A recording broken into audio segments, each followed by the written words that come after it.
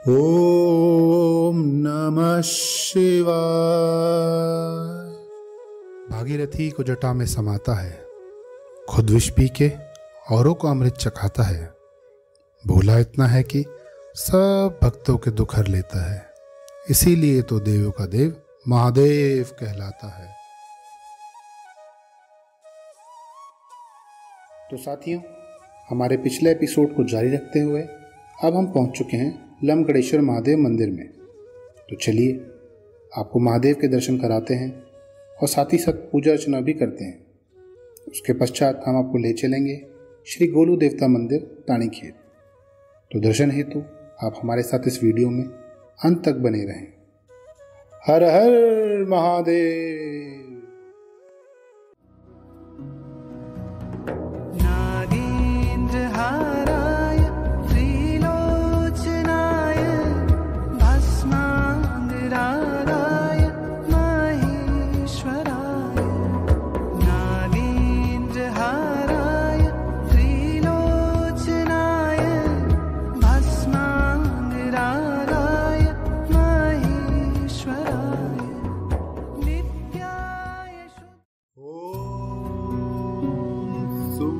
सूर्यदेवाय नमः।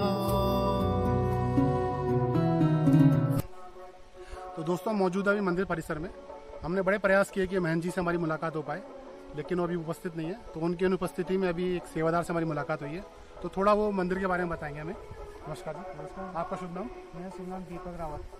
आपके महंत जी का नाम बताइए। महंत जी का नाम श्री राहुलगिरी महाराज। जी जी। तो कोई और मान्यता है अलग सी जो आप बताना चाहिए दर्शकों की मंदिर की मान्यता? यहाँ पर देखा जाए तो 7 जनों का यहाँ पर घाट है, मतलब जी जो सुहा घाट होते हैं यहाँ पर 7 जनों का सुहा घाट है। तो मेन है कि यहाँ पर हमारे महाराज जी श्री वेदाकेश्वर महाराज जी का आशीर्वाद है। यहाँ पर वेदाकेश्वर महाराज जी यहाँ पर पहले रह चुके हैं। यहाँ पर वो उन्होंने 2-3 महीने यहाँ पर पहले तप कर चुके। उसके बाद जो शक्ति पूर्ण हुई वो उन्हीं की वजह से हुई। पहले यहाँ पर कुछ नहीं था, खाली ऐसे ही देखा। पहले भगत जी धन्यवाद प्रसाद देने के लिए, शिवाय स्वरूप आपने मुझे प्रसाद दिया। तो आप लोग बताना चाहेंगे मंदिर के बारे में कि इसका निर्माण कब हुआ, बाकी प्रक्रियाएं कैसे कैसे चली आई? 2013 से नींव रखी गई और 2019 में भोलेनाथ ने आसन ग्रहण किया। जी। और फिर कुछ स्ट्रगल हुआ मंदिर बनाने में, परेशानियां हुई, और पैसे कहाँ से जुटाए गए, क्या कि सरकार ने सहयोग दिया, कैसे कैसे चीज़ें हुई? सरकार ने तो कुछ भी सहयोग नहीं दिया। जो भी है अपने इधर 7-8 गांव वालों ने ही जो भी है, सबसे अधिकांश यहाँ पर श्रमदान में काम हो रहा है। जो भी जितना भी वर्क हो रखा है यहाँ पर, जितना भी जैसा भी वर्क है वो सब सेवा लोगों ने कर रखा है। और बाकी 8-10 गाँव वाले जो भी हैं हमारे, उन्होंने ही सहयोग कर रखा है। तो भगत जी आप बताना चाहेंगे कि शिवलिंग जो लाए गए हैं कहाँ से लाए गए? ये शिवलिंग नर्मदा से लेकर आए हैं। कहाँ से? नर्मदा, उज्जैन नर्मदा। आप उज्जैन से लेकर आए? तो कुछ स्पेशल ऐसा क्यों, आप उज्जैन से ही क्यों लाए? स्पेशल वहाँ पर ऐसा है क्योंकि कई ग्रंथों में लिखा है महादेव ने साक्षात वहाँ माँ पार्वती को एक वरदान दिया था। उनके तप से खुश होके तो ये वरदान दिया था उन्होंने कि तुम्हारे जो भी है हर कंकड़ में मैं समाहित हूँगा। तो वहाँ ऐसा है, कोई सा भी कंकड़ हो तो वहाँ भोलेनाथ के रूप में उसको साक्षात पूजा जाता है। तो इसीलिए मेन जो यहाँ पर है नर्मदेश्वर से। बहुत बहुत धन्यवाद आपका, उनसे बात करने के लिए धन्यवाद। यह है मंदिर के महंत जी की कुटिया, जहाँ वह अपनी तप साधना किया करते हैं। कुटिया के अंदर ही सेवादारों के विश्राम करने की व्यवस्था भी की गई है, और सेवादारों द्वारा कुटिया के बाहर एक छोटी सी फुलवारी तैयार की गई है, और यहीं से प्रत्येक दिन पुष्प चुन चुन कर महादेव को अर्पित किए जाते हैं।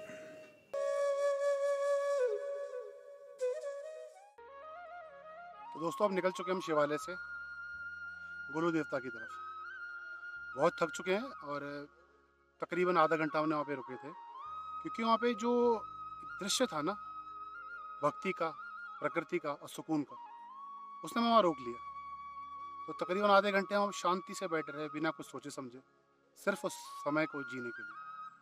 कभी कभी ऐसे लम्हे भी जी लेने चाहिए बिना कुछ सोचे समझे। तो चलिए अब बढ़ते हैं आगे गुरु देवता की तरफ।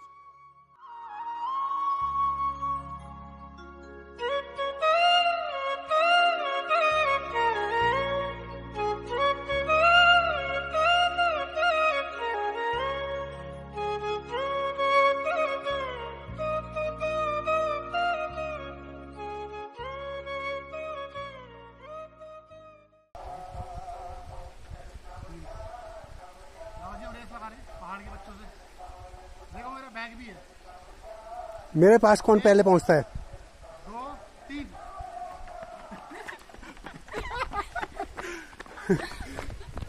अभी ढोंडियाल साहब चढ़ाई में थोड़ा सा थक गए हैं। मैं उनको कह रहा हूँ कि जहाँ पर मैं बैठा हूँ वहाँ तक उनको हल्के हल्के दौड़ कर आना है, और वो अपनी पोजीशन ले रहे हैं और शायद दौड़ते हुए आएंगे। देखते हैं कहाँ तक दौड़ते हैं। आइए।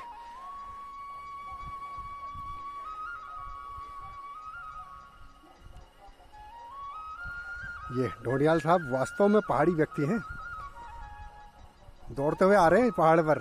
साथ में उनके बैग भी है एक, जबकि उस बैग में कम से कम 3 से 4 किलो सामान तो होगा ही। क्यों ढोंडियाल साहब, आया मजा? हमारे ढोंडियाल साहब की हालत हो चुकी है अब खराब। अब इनके बस की नहीं है कि ये कुछ शूट कर पाएँ, कुछ बोल पाएँ। तुम यहीं पर रहे हो बचपन से। हाँ, तुमने असली चीज़ें खाई है। हम ठहरे हो DMS डेयरी का दूध पीने वाले। अच्छा। इंजेक्टेड हमारी सब्जियाँ। ओके। और दिल्ली का पानी तो विश्व विख्यात है, सबको पता ही है क्या है वो। तो क्या शरीर हमारे जान होगी। तो ऐसी असेंबल हो रही है बस भाई हम खाली आगे औकात पता लगती है अपनी। सिर्फ ढांचा खड़ा है, नींव हिली हुई है। क्यों? अंदर से खोखले हैं ना हम सब। ओके। बंदर। ढोंडियाल साहब डर गए बंदर से। कुछ नहीं करेगा, कुछ नहीं करेगा, आप चलिए।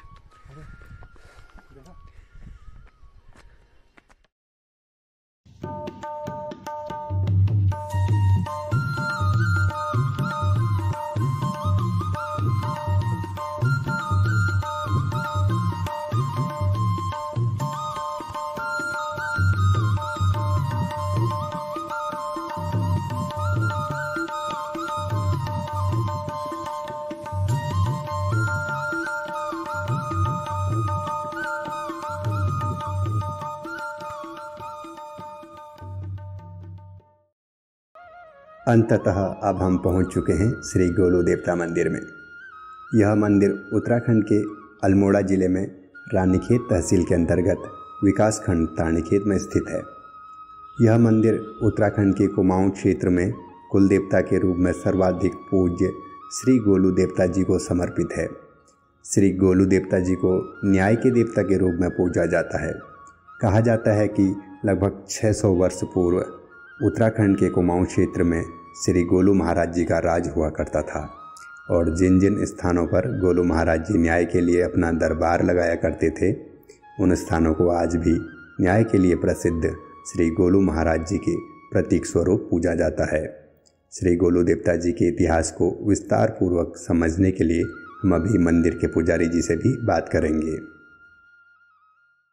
तो साथियों, अभी हम खड़े हैं गोलू देवता मंदिर परिसर तानीखेत में, और हम यहाँ के पुजारी जी से थोड़ी बात करेंगे, उनसे जानेंगे इस मंदिर का इतिहास, इस मंदिर की स्थापना कब हुई, गोलू देवता जी का इतिहास कुमाऊं क्षेत्र में क्या रहा है, कब से रहा है।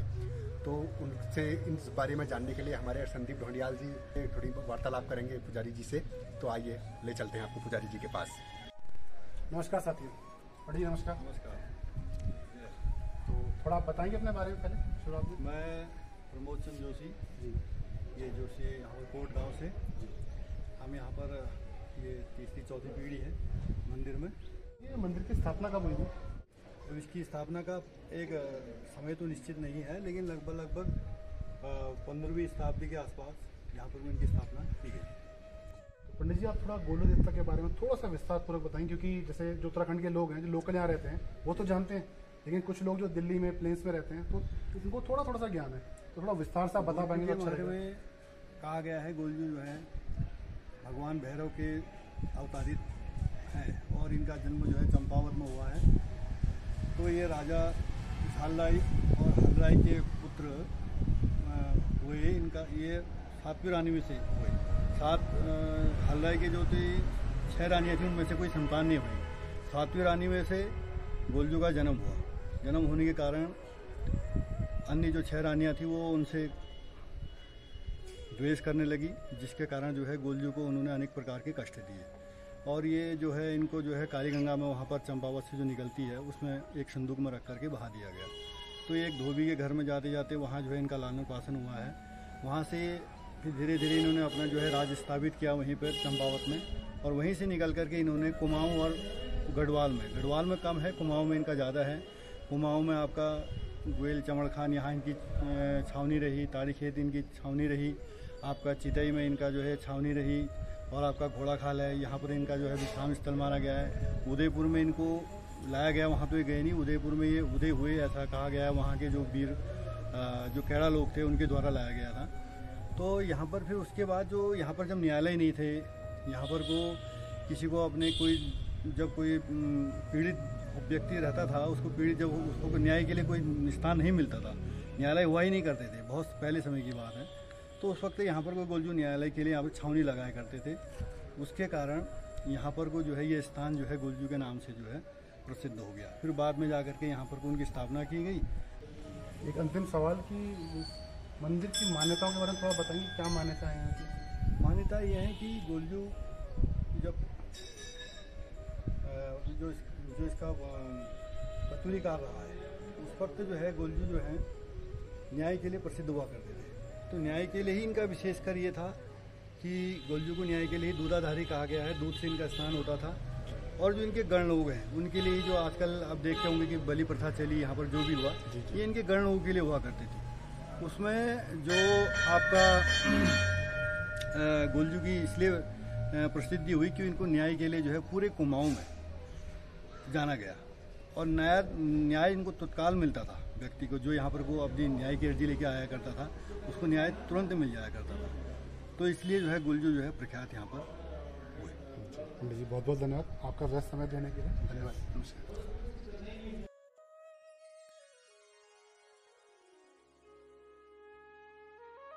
तो साथियों, फाइनली हम गोलू देवता मंदिर ताड़ीखेत से टैक्सी करके अपने घर के ऊपर, अपने गांव के ऊपर सड़क में तक आ चुके हैं। टैक्सी हमें यहाँ उतार गई। अब यहाँ से हमें फाइनली पैदल जाना पड़ेगा अपने घर के लिए। वो देखिए नीचे रास्ता दिख रहा है, वहाँ से होते हुए हमें नीचे अपने घर जाना पड़ेगा। ये हमारे ढोंडियाल साहब थक चुके हैं क्योंकि पूरे दिन इन्हें भूखा रहना पड़ा। हम लोग मंदिर गए थे तो सुबह खाना नहीं खाया, अब घर जाकर खाना खाएंगे। ढोंडियाल साहब की सुबह से हम हालत खराब हो चुकी है। 14,500 कदम चल चुके हैं। कितना? 14,225। ओके, इतना कदम चल चुके हैं अब पैदल। उन कदमों में वो भी पैदल। उन बाकी तो कदमों हम- में चढ़ाई भी थी ऑलमोस्ट 25%। हाँ। तो चढ़ाई की इंटेंसिटी ऑलमोस्ट 5 टाइम्स होती है नॉर्मल वॉक से। जी जी जी। तो आप समझ लीजिए। आज और पूरा सबसे बड़ी बात, हम खाली पेट अभी तक। खाली पेट है, पूरा थकान भरा दिन रहा आज, लेकिन बड़ा अच्छा लगा क्योंकि हम मंदिर दर्शन हेतु गए थे और दर्शन करके आए। अब हम घर जाएंगे, थोड़ा आराम करेंगे और शाम को आपको फिर मिलते हैं कुछ अगले वीडियो। नई-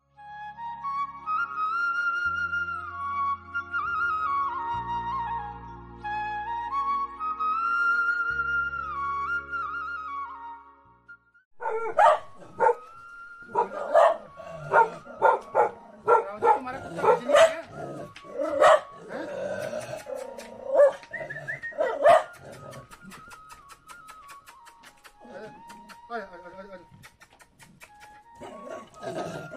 कुत्ता है गजनी, सुबह गया हूँ, भूल गया मेरे को। ओए ओए, कोई बिस्कुट दे इसको यार, इधर मेरी डोनी को लग जाएगा। ओए हाँ,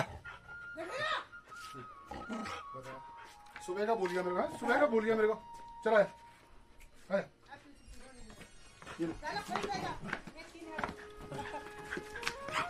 सो फाइनली हम घर पे पहुंच चुके हैं।